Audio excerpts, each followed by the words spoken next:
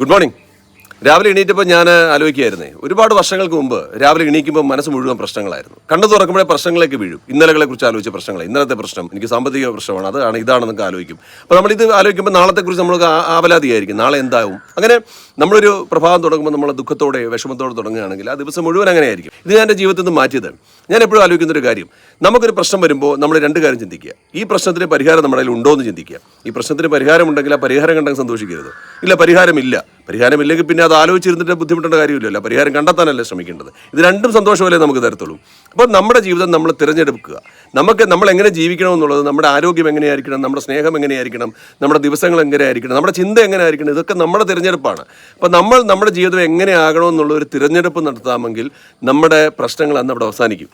ഇങ്ങനെയാണ് ഇപ്പോൾ എൻ്റെ ഒരു പ്രഭാതം തുടങ്ങുന്നത്. എനിക്കിപ്പോൾ പ്രശ്നങ്ങളൊന്നുമില്ല. കാരണം ഒരു പ്രശ്നങ്ങളും എന്നെ അലട്ടാറില്ല. എനിക്ക് ആരെയും പേടിയില്ല. കാരണം ഞാൻ ജീവിക്കുന്നത് എനിക്ക് വേണ്ടിയാണ്. എൻ്റെ തിരഞ്ഞെടുപ്പാണ് എൻ്റെ ജീവിതം. എൻ്റെ തിരഞ്ഞെടുപ്പ് സന്തോഷം മാത്രമാണ്. അപ്പോൾ എല്ലാ പ്രശ്നങ്ങളും ഒരു സന്തോഷം കണ്ടെത്താൻ ശ്രമിക്കുമ്പോൾ ജീവിതം ഭയങ്കര രസമായിരിക്കും. ഈ ഒഴുക്കിലൂടെ പോകുന്ന പൊങ്ങുതടി പോലെ പ്രശ്നങ്ങളൊന്നും നമ്മളെ അലട്ടിയില്ലെങ്കിൽ എന്ത് സുഖമാണെന്നറിയോ ജീവിതയാത്ര.